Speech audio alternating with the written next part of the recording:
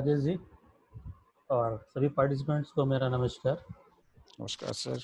हाँ, और राजेश जी को बहुत बहुत धन्यवाद देना चाहता हूँ कि उन्होंने इस तरह का एक वेबिनार ऑर्गेनाइज किया और हम लोगों को इस लायक समझा कि यहाँ पर वेबिनार में कुछ हम लोग बातें करें अपनी। और ड्यूरिंग कोविड हम लोगों ने बहुत सारे वेबिनार्स अटेंड किए और बहुत सारी चीज़ें सीखनी इस दौरान। जैसा कि आपका वेबिनार का टॉपिक ही था challenges and opportunities of library in phase of कोविड-19। तो बहुत सारे चैलेंजेस लाइब्रेरीज ने फेस किए हैं ड्यूरिंग कोविड जो है। और उसमें बहुत सारी हम लोग में ऐसे हम लोगों ने फील किया है कि बहुत सारी प्रतिभा एक तरह से हम लोग में टैलेंट छुपा हुआ था जो हम लोग के सामने निकल कर रहा है ड्यूरिंग कोविड। जैसे टेक्नो सेवी जो लोग नहीं थे, बहुत सीनियर्स हमारे जो प्रोफेशनल्स हैं वो टेक्नो सेवी नहीं थे। उन्होंने बहुत सारी टेक्नोलॉजी जो है सीखी और उसको सर्व भी किया है कोविड-19 के दौरान। हमारे यहाँ डॉक्टर ज्योति मिश्रा मैम ने बहुत सारी चीज़ें बताई विस्तार से। डॉक्टर दीप सिंह ने भी बहुत सारी चीज़ें बताई हैं ड्यूरिंग कोविड-19 कैसे हम इसे जो है और स्प्रेड करने से रोक सकते हैं लाइब्रेरी सेक्टर में। तो मैं बेसिकली इसको स्प्रेड करने से या इसके रोकथाम के बारे में बहुत सारी बातें हुई, मनोरमा मैम ने भी बहुत सारी बातें की थी। तो मैं इसके बारे में थोड़ी सी कम बात करूँगा।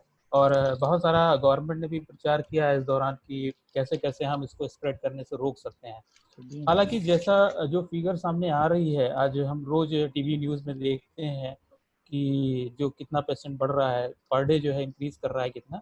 तो ऐसा फील हो रहा है कि कहीं ना कहीं ये एक इंडिकेशन है कि हमारा जो ये कोविड जो है वो कम्युनिटी स्प्रेड कर चुका है। क्योंकि हमें पता ही नहीं चल पा रहा है कि हम कहाँ से इन्फेक्ट हो रहे हैं।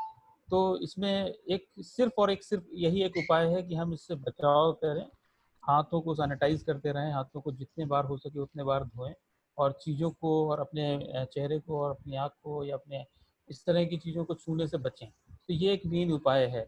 बाकी लाइब्रेरी सेक्टर के लिए सर ने भी बहुत अच्छा लेक्चर दिया था, दीप सिंह सर ने, और बहुत सारी चीज़ें बताई। तो मैं अभी जो स्टूडेंट्स के फेज़ में बात करूँगा कि हम अपने यूज़र्स को ड्यूरिंग कोविड जो है सर्विसेज कैसे कैसे प्रोवाइड करेंगे और क्या क्या सर्विसेज हम प्रोवाइड कर रहे थे।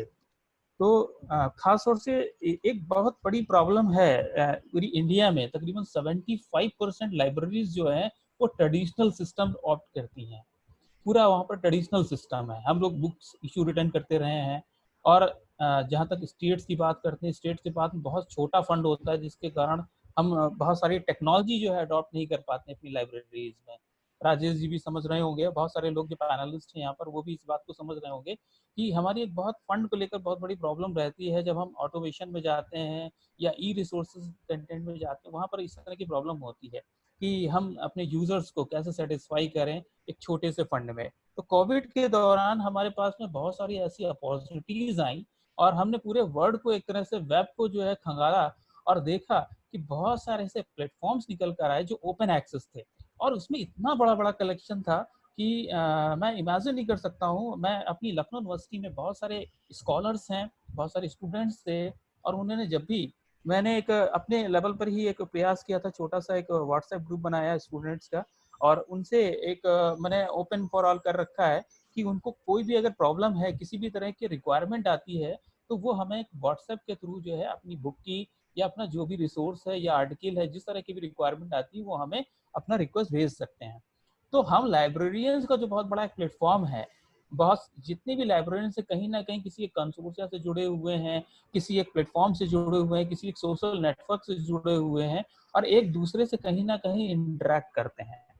तो अगर हमारे पास में सबसे पहले तो हमें ड्यूरिंग कोविड जो है थोड़ा सा सिनेरियो चेंज हुआ है, हमारी रीडिंग हैबिट्स चेंज हुई है, हमारे यूजर्स की रीडिंग हैबिट्स चेंज हुई हैं। हम कहीं ना कहीं जो ट्रेडिशनल रीडिंग हैबिट्स की बात करते थे, बुक्स को पढ़ने के लिए बात करते थे, तो वो हमें कहीं ना कहीं बाहर निकाल कर लाई और हमें ई कंटेंट पढ़ने की तरफ जो है थोड़ा सा बढ़ावा देना पड़ा और हमें बातें करनी पड़ी कि हम ई कंटेंट्स को कैसे पढ़ने के लिए जो है उसे और बढ़ाएंगे और उन्हें कैसे प्रमोट करेंगे ई कंटेंट्स को पढ़ने के लिए। और मुझे ऐसा लग रहा है कि जैसा कि WHO कह रहा है या हमारी हेल्थ मिनिस्ट्री कह रही है कि हमें इस कोविड के साथ में अगले साल तक सर्वाइव करना पड़ेगा। तो हमें कहीं ना कहीं इस टेक्नोलॉजी को पूरी तरह से अडॉप्ट करना पड़ेगा, हमारे यूजर्स को अडॉप्ट करना पड़ेगा, हमें अपने यूजर्स को इतना फ्रेंडली बनाना पड़ेगा ताकि उन्हें इन कंटेंट्स को या इस तरह की ई टेक्नोलॉजीज को समझने में आसानी मिले। तो सबसे पहले तो हम उनके सीकिंग बिहेवियर को एनालाइज करें। अक्सर हम लोग अपनी स्टडी के दौरान या प्रोजेक्ट्स करते थे तो सीकिंग बिहेवियर देखते थे कि हमारे यूजर का सीकिंग बिहेवियर क्या है। तो हमें कोविड 19 के दौरान हमने अपने जो सीकिंग बिहेवियर एनालाइज किया कि हमारा जो यूजर है बेसिकली वो बहुत पिन पॉइंट इंफॉर्मेशन सर्च करता है, और उसे अगर हम बहुत ही कम समय में इंफॉर्मेशन डिलीवर नहीं कर पाए तो एक एंजाइटी लेवल जनरेट होता है, और जिसकी वजह से वो उस रिसोर्स से क्विट कर जाता है, यानी उस प्लेटफॉर्म से क्विट कर जाता है। तो हमें प्लेटफॉर्म्स को कहीं ना कहीं फिर से कंसाइज करना होगा और ये देखना होगा कि उन प्लेटफॉर्म से वो यूजर जो इन्फॉर्मेशन एक्सेस कर रहा है उसे बहुत बहुत ही सरल तरीके से इन्फॉर्मेशन डिलीवर की जाए। जैसे मैं अगर बात करूं कि अगर वो ये कहता है कि सर हमें एक पर्टिकुलर आर्टिकल है, तो मैं हमेशा उनसे बात करता हूं कि अगर आपने जहां पर भी वो आर्टिकल देखा है, आर्टिकल का एक स्क्रीनशॉट लीजिए या फिर उसका एक प्रॉपर रेफरेंस डाउनलोड कीजिए और उस रेफरेंस को हमें फॉरवर्ड करिए। हम एनी हाउ कोशिश करते हैं कि वो आर्टिकल उन्हें प्रोवाइड करें। और मैं बहुत तारीफ करूंगा हमारे जो पब्लिशर्स थे, जो जिन्होंने ई कंटेंट्स जो है डेवलप करके रखे हुए थे पहले से, ड्यूरिंग कोविड उनका एक बहुत अच्छा रोल सामने आया। हालांकि प्रोफेशनल्स होते हैं वो कहीं ना कहीं कॉर्पोरेट सेक्टर, और कॉर्पोरेट सेक्टर की एक मेन ये होती है कि वो सबसे पहले अपने प्रॉफिट्स को देखता है। लेकिन कोविड 19 के दौरान हमने ये देखा कि बहुत सारे जो प्रोफेशनल प्लेटफॉर्म्स थे उन्होंने अपने कलेक्शन को फ्री ऑफ कॉस्ट हमें एक्सेस दिया। चाहे हम एल्जीवियर की बात करें, चाहे हम स्प्रिंगर की बात करें, चाहे हम मैग्रा हिल की बात करें, जितने भी प्लेटफॉर्म्स थे हमने जिनसे भी रिक्वेस्ट किया है उन सभी ने अपना काफ़ी सारा टेक्स्ट बुक जो है वो हमसे शेयर किया है बिल्कुल फ्रीली। हाँ, ड्यूरिंग जो हमारा यूज़र है वो उसे पढ़ता रहा है, और उन्होंने अभी हमें 31 मई तक का एक्सेस दिया था। इसके बाद में उसे फिर से उन्होंने इंक्रीज करके 31 अगस्त तक के लिए प्रोवाइड कर दिया है। तो अगर लाइब्रेरियंस चाहें तो अपने यूजर्स को आइडेंटिफाई करके कि उन्हें क्या क्या रिक्वायरमेंट है, हमने अभी बीच में कुछ गूगल हमने जो फॉर्म एक डेवलप किया, गूगल फॉर्म के थ्रू हमने रिमोट एक्सेस आईडी जो है जनरेट करने स्टार्ट किए कि जो हमारे यूजर रिमोट एक्सेस नहीं पा पाए थे उन्हें हमने एक सिंपल सा फॉर्म जनरेट करके उनका लिंक प्रोवाइड कर दिया कि वो अपनी रिक्वेस्ट उस फॉर्म के थ्रू भेज सकते हैं। उसी तरह से हम लोग ऐसा भी कर सकते हैं कि जैसे यूजी पीजी का स्टूडेंट है, उसे आमतौर पर कुछ टेक्स्ट बुक की रिक्वायरमेंट होती है, बेसिक टेक्स्ट बुक की रिक्वायरमेंट होती है। तो हम इस तरह का गूगल डॉक्यूमेंट या इस तरह दूसरे प्लेटफॉर्म्स जहाँ पर भी इस तरह का एक इनपुट सीट भरी जा सकती है, इनपुट सीट के थ्रू हम जो है उनसे उनकी रिक्वेस्ट ले सकते हैं। और आप देखेंगे कि मोटा मोटी एक आंकड़ा सामने आता है कि हमारे पास में एक अच्छा खासा कलेक्शन तैयार होगा और एक रिक्वायरमेंट का कलेक्शन तैयार हो जाएगा, जिससे हम उन यूजर ओरिएंटेड जो है सर्विसेज प्रोवाइड कर पाएंगे। वो बुक्स को हम सब्सक्राइब कर सकते हैं नेक्स्ट फाइनेंशियल ईयर में या आने वाले समय में ई फॉर्म में सब्सक्राइब कर सकते हैं, जो आमतौर पर यूजर्स को मांगते हैं। पीजी के स्टूडेंट को अगर आप देखें, आप सिलेबस वाइज देख सकते हैं कि बहुत सारी कॉमन बुक्स होती हैं ऐसी, जो हो सकता है हमारे अभी बुक बैंक में या हमारी लाइब्रेरी में नहीं होंगी। हम उन्हें सब्सक्राइब कर सकते हैं इस प्लेटफॉर्म के थ्रू, एक डॉक्यूमेंट डेवलप करके उनसे रिक्वेस्ट मांग सकते हैं। उसको फिल्ट्रेशन करने के बाद में हम उन्हें वो बुक्स जो है ऑनलाइन प्रोवाइड करें। तो दूसरा चीज, हमें कहीं ना कहीं अपने यूजर्स के साथ में इंटरेक्ट करना होगा। इंटरेक्ट करने से उसकी प्रॉब्लम्स जो हैं, बहुत सारे स्टूडेंट्स ने हमसे रिक्वेस्ट किया कि सर हम रिमोट एरिया में हैं, हमारा नेटवर्क जो है हम रात में ही पढ़ पाते हैं, हम दिन में क्लासेस नहीं अटेंड करते हैं। तो हमें पर कोशिश करी कि जैसे अब रात में वो पढ़ पा रहा है तो दिन में अगर हम वहाँ पर जो ऑनलाइन लेक्चर्स हैं हमारे, उनके हम लिंक उनसे प्रोवाइड कर सकते हैं कि छोटी से छोटी फाइल्स में कोशिश करें कि लेक्चर्स का जो हमारे हमने फैकल्टी मेंबर्स को रिक्वेस्ट किया कि जो लेक्चर्स प्रोवाइड करते हैं उनको बहुत ब्रेकअप करें, छोटे छोटे पार्ट में डिवाइड करें। बहुत बड़ा वीडियो जो है किसी प्लेटफॉर्म पर शेयर करना बहुत बड़ी प्रॉब्लम होती है। अगर आप व्हाट्सएप करना चाहें तो वहाँ रिस्ट्रिक्शंस हैं, अगर आप गूगल पर भेजना, जीमेल पर भेजना चाहें तो वहाँ पर भी रिस्ट्रिक्शंस हैं। तो यहाँ पर कहीं ना कहीं हमें कोशिश करनी होगी कि हम उन लेक्चर्स को छोटे छोटे पार्ट में डिवाइड करें और उनको शेयर करें स्टूडेंट्स के साथ, ताकि जब भी उन्हें नेटवर्क में आते हैं, जब भी वहाँ पर नेटवर्क मिलता है, इजी उनका एक्सेस मिलता है नेटवर्क का, ताकि वो एक्सेस कर पाए। दूसरी सबसे बड़ी प्रॉब्लम रिमोट एरियाज की थी, जहाँ पर बच्चों के पास में बहुत सारे ऐसे खास तौर से जैसे हम लोग लखनऊ यूनिवर्सिटी को बिलोंग करते हैं, तो हमारे यहाँ बहुत ऐसे कम्युनिटी है जो बहुत छोटे गाँव से आते हैं बच्चे, जिनके पास में हो सकता है मोबाइल फ़ोन ना हो, लैपटॉप नहीं है, तो डिवाइस नहीं है। तो वहाँ पर हमें गवर्नमेंट को कहीं न कहीं ये इनिशिएट करना होगा कि छोटे ऐसे पैकेजेस लाए, छोटे इस तरह के मोबाइल फ़ोन जिन पर या लैपटॉप्स पर जिन पर उस सब्सिडी प्रोवाइड की जा सकती है, वो भी रहता है, तो वहाँ उन्हें इस तरह के लैपटॉप अगर आप देखें तो इसका रेट बहुत ज़्यादा बढ़ चुका है। हम अभी मार्केट एनालाइज़ कर रहे थे, तो पेपर में भी सामने आ रहा था कि एकदम से इसके रेट बढ़ गए। अब जो बच्चा एक छोटा-सा फ़ोन अफ़ोर्ड नहीं कर पा रहा है, तो वो लैपटॉप कैसे अफ़ोर्ड करेगा? तो वहाँ पर गवर्नमेंट को इस प्लेटफ़ॉर्म के थ्रू हम एक सजेशन भी देना चाहेंगे कि कहीं न कहीं हमें इस और भी एक प्रयास करना होगा। गवर्नमेंट ने बहुत सारे इनिशिएशन लिए कि गवर्नमेंट ने प्राइमरी लेवल से लेकर हायर एजुकेशन लेवल तक के लिए रिसोर्सेज प्लेटफॉर्म जो है डेवलप किए, चाहे वो हम एनडीएल की बात करते हैं, चाहे हम सेकेंडरी एजुकेशन पर दीक्षा की बात करते हैं। ये सारे प्लेटफॉर्म्स इतने अच्छे प्लेटफॉर्म्स थे, लेकिन इन्हें कहीं ना कहीं हम लाइब्रेरियंस को जो है प्रमोट करना होगा और यूजर्स तक पहुंचाना होगा, यूजर फ्रेंडली बनाना होगा। उनके छोटे छोटे पीपीटी हमें डेवलप करने होंगे जिससे बच्चे इन चीज़ों को बारीकी से समझ पाएँ। जैसे एनडीएल जैसे प्लेटफॉर्म है, एनडीएल पर हम किस तरह से फ़िल्टर लगा कर के अपनी रिलेवेंट इन्फॉर्मेशन को सर्च कर सकते हैं। उन्हें कहीं न कहीं हमें ओरिएंट करना होगा, बच्चों को बताना होगा कि किस तरह से इन प्लेटफ़ॉर्म्स को हम आसानी से यूज़ कर सकते हैं। इसी तरह से गूगल के लिए अगर हम बात करते हैं, तो गूगल पर हम देखते हैं कि आमतौर पे जो गूगल का सर्चिंग मेथड होता है, वो जो बच्चे यूज़ करते हैं, वो सिंपल मेथड जो है उन्होंने गूगल विंडो पर गए और गूगल के जो बाकी के फीचर्स हैं, वो यूज़ नहीं कर पाते हैं। अगर मैं सिंपल सा एक एग्ज़ाम्पल देता हूँ कि अगर कोई स्टूडेंट है, यहाँ पर बहुत सारे पार्टिसिपेंट दिखाई दे रहे हैं, 111 की जो स्ट्रेंथ दिखाई दे रही है। तो अगर मैं एक सिंपल सा एक गूगल एग्ज़ाम्पल देता हूँ कि गूगल पर अगर आप सपोज़ कोई ऑर्गेनाइजेशन सर्च कर रहे हैं, ऑर्गेनाइजेशन सर्च करने के लिए ज़रूरी नहीं है 20 बिलियन से भी ज़्यादा ऑर्गेनाइजेशंस हैं जिनकी वेबसाइट एड्रेसेस आप याद नहीं कर सकते। गूगल अपने आप में एक फीचर प्रोवाइड करता है, आई एम फीलिंग लकी का फीचर, ठीक है? बहुत सारे कम लोगों की निगाह वहाँ पर जाती है। इसी तरह के 108 types of Google search tips provide करता है। अगर आप गूगल पर जाएँगे और उसकी सर्च टिप्स सर्च करेंगे, तो वहाँ पर आपको 108 टाइप्स ऑफ सर्च टिप्स मिल जाती हैं, जिनसे आप अपनी सर्च को कन्फाइन कर सकते हैं। अभी आप नॉर्मल जब सर्च करते हैं तो आपको 9 crore pages, 10 crore pages, 20 crore pages, तो हमें नहीं लगता है कोई भी यूजर जो है इतने पेजेस सर्च कर पाएगा। वहाँ पर हम कहीं न कहीं इस तरह की टिप्स अगर इस्तेमाल करते हैं, सिंपल सा अगर जो भी ऑर्गेनाइजेशन दुनिया में कोई भी ऑर्गेनाइजेशन अगर हमें सर्च करनी है, तो उसका सिर्फ हमें निकनेम पता होना चाहिए। सपोज़ एग्ज़ाम्पल हम देते हैं कानपुर यूनिवर्सिटी। कानपुर यूनिवर्सिटी हमें पता है, कानपुर यूनिवर्सिटी के नाम से ही ज़्यादा फ़ेम थी और कानपुर यूनिवर्सिटी को अगर हम सर्च करना चाहें, तो कानपुर यूनिवर्सिटी आप सिर्फ डालिए क्योंकि उसी के नाम से सबसे ज़्यादा फ़ेमस हुई है और I am feeling lucky option opt करिए, आप देखेंगे कि उस यूनिवर्सिटी का वेबसाइट आपके सामने ओपन हो जाता है, डायरेक्टली होम पेज ओपन होता है और वो भी ऑथेंटिक होम पेज। आपने देखा बहुत सारे फेक मैसेजेस आते हैं आरबीआई की तरफ से, चार्टर्ड बैंक की तरफ से, बहुत सारे इन मैसेजेस से बचने का उनको तरीका बताना चाहिए।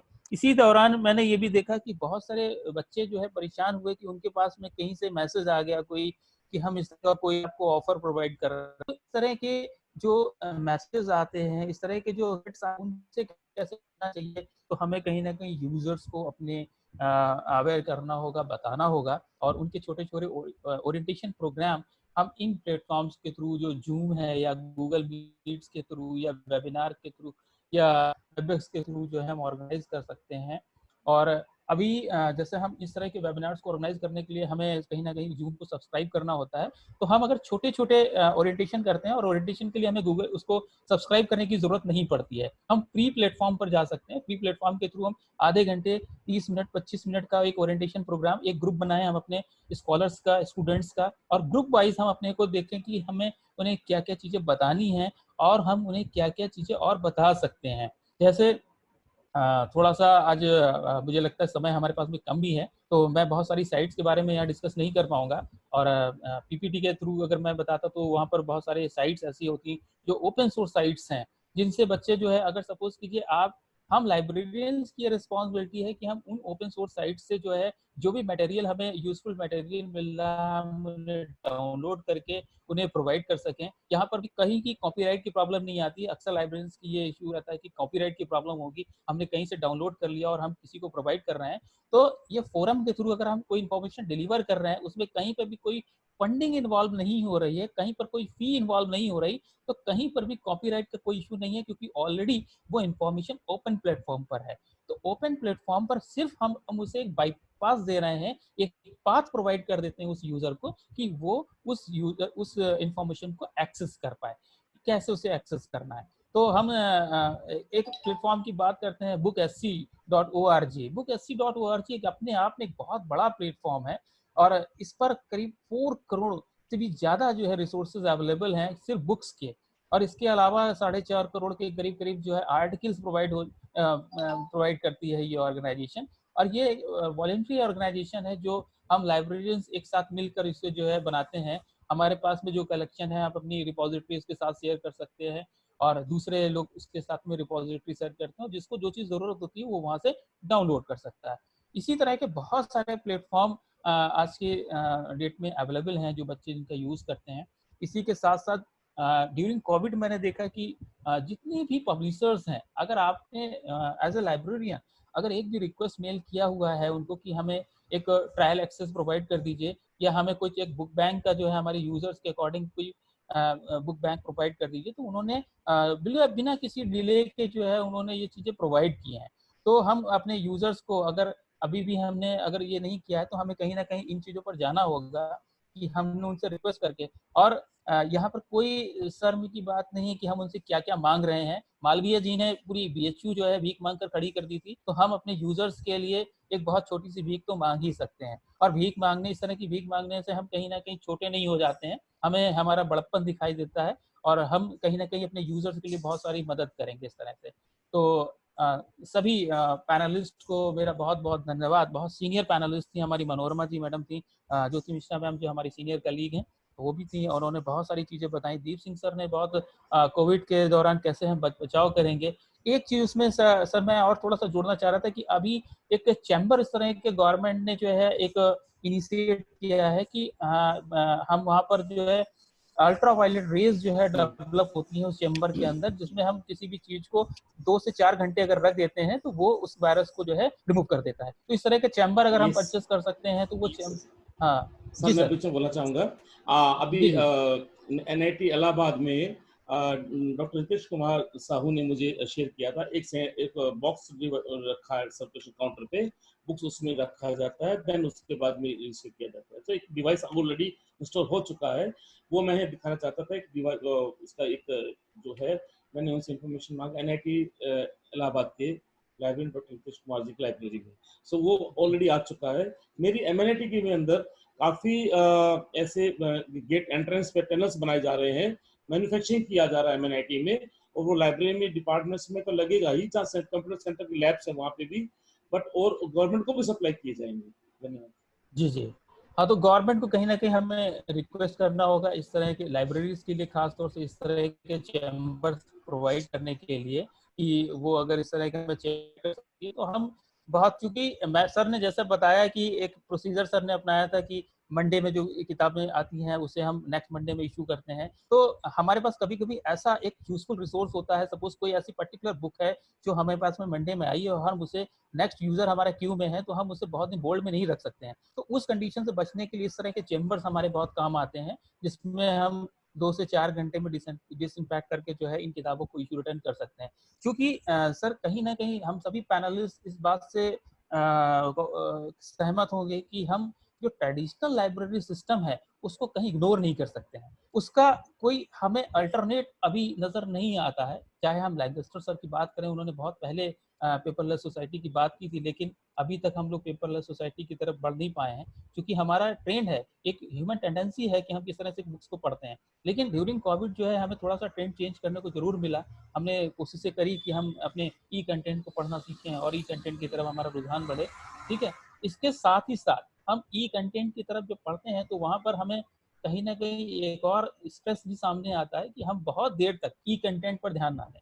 हमें एक ड्यूरेशन कहीं ना कहीं तय करना होगा, क्योंकि वो फिजिकली जैसे हम बुक्स को पढ़ते हैं तो हमारा थोड़ा बहुत मूवमेंट रहता है, लेकिन ई कंटेंट जब हम कॉन्सेंट्रेट करते हैं स्क्रीन की तरफ तो हमें कहीं आँख की प्रॉब्लम भी हो सकती है, हमें स्पलाइटिस की प्रॉब्लम हो सकती है। तो इस तरह से कुछ चीज़ें जो है हमें आधे घंटे या 1 घंटे के दौरान हमें थोड़ा सा फिर से मूव करना है, 2 4 5 मिनट के लिए, देन उसके बाद फिर से कंटिन्यू करना अगर जरूरत पड़ रही है। अदरवाइज एक छोटा सा ब्रेक लेना बहुत जरूरी है, तभी हम जो है एक अदरवाइज पता चला हम ई कंटेंट पढ़ते पढ़ते और हमें दूसरी बीमारियां होने लगी, तो हम कोविड से तो बच पाए लेकिन हमें दूसरी बीमारियां ना पकड़े। तो इस तरह की चीजें भी करनी होंगी हमें ड्यूरिंग कोविड जो है। हम कंटेंट्स को पढ़ते पढ़ते इन चीजों का भी ध्यान रखें और फिजिकल एक्टिविटीज भी इस समय करते रहें। थोड़ा सा आंखों को भी रेस्ट देना जरूरी है, क्योंकि इसे जो है ड्राइनेस आने लगती है, जिसके कारण हमें आंखों की प्रॉब्लम भी हो सकती है। तो और सबसे जो महत्वपूर्ण चीज ये है कि मुझे ओवरऑल ड्यूरिंग कोविड हमने और अपनी हमारी जो डेवलपमेंट मैडम है, हम लोगों ने बहुत सारे प्रयास किए। हमने अपनी पूरी वेबसाइट को जो है यूजर फ्रेंडली बनाने की कोशिश की। हमने यूजर के पॉइंट ऑफ व्यू से, यानी यूजर कैसे इंफॉर्मेशन को सर्च कर रहा है, वो कैसे पहुंचना चाह रहा है। जैसे किसी यूजर ने हमसे ये कहा कि नहीं सर, यहाँ पर अगर ये आइकन होता तो वो ज्यादा अच्छा होता। तो हमें सर्विस तो अपने यूजर को आफ्टर ऑल देनी है, तो हमने उसी के अकॉर्डिंग उस आइकन को अरेंज किया है। जिस आइकन को जहां पर वो आइडेंटिफाई करता है, उस आइकन को हमें वहीं रखना चाहिए। बहुत सारी हम लोगों ने वेबसाइट की स्टडी करने के बाद में उन आइकन्स को बनाया और उन आइकन्स को अपनी अपनी जगह रखा। रिपोजिटरी की मैडम ने बात की थी। रिपोजिटरी एक बहुत अच्छा जो है टूल है। हम अपने यहाँ के कंटेंट्स को, और इवन देन बहुत सारी बुक्स हैं जो कोर बुक्स हैं जो प्रिंट में नहीं है और मोर देन 40 ईयर्स उनके हो चुके हैं, हम उन्हें अपने यहाँ पर जो है डिजिटाइज कर सकते हैं। अपने पास छोटा इंफ्रास्ट्रक्चर भी अगर है, स्कैनर है हमारे पास में, अगर नहीं स्कैनर है तो हम अपने यहाँ कैमरे फ़ोन से या मोबाइल फ़ोन से हम यूज़र से रिक्वेस्ट करते हैं कि वो हमें एक सिंगल चैप्टर की रिक्वेस्ट करें, ताकि हम उन्हें आसानी से वो प्रोवाइड कर पाएँ। अगर वो पूरी बुक मांगते हैं तो बहुत टाइम टेकिंग प्रोसेस है उसको डिजिटाइज करना, लेकिन अगर सिंगल चैप्टर अगर कोई रिक्वायरमेंट आती है तो वो हम इजीली उसे दे सकते हैं। तो इस तरह के इनिशिएशन हमें कहीं ना कहीं करने होंगे। और हम लाइब्रेरियंस की कहीं ना कहीं रिस्पॉन्सिबिलिटी बहुत ज़्यादा बढ़ गई है ड्यूरिंग कोविड, क्योंकि स्कॉलर बहुत परेशान है कि उसे लाइब्रेरी एक्सेस नहीं मिल पा रही है, मिल रहा है तो बहुत लिमिटेड एक्सेस मिल रहा है। तो हमें कहीं ना कहीं उनके लेवल पर जाना होगा, उनसे बात करनी होगी, उन्हें जो भी रिक्वायरमेंट है उसे समझना होगा और हमें अपने एडमिनिस्ट्रेशन के साथ में कोऑर्डिनेट करके वो कहीं ना कहीं प्रोवाइड करनी होगी। तो इसी के साथ में मैं धन्यवाद फिर से दूंगा सभी पैनलिस्ट को और खास तौर से राजेश सर और उनकी टीम को कि उन्होंने हमें बुलाया और अपनी बात करने का मौका दिया। बहुत बहुत धन्यवाद राजेश जी, और बहुत बहुत सभी पैनलिस्ट को धन्यवाद।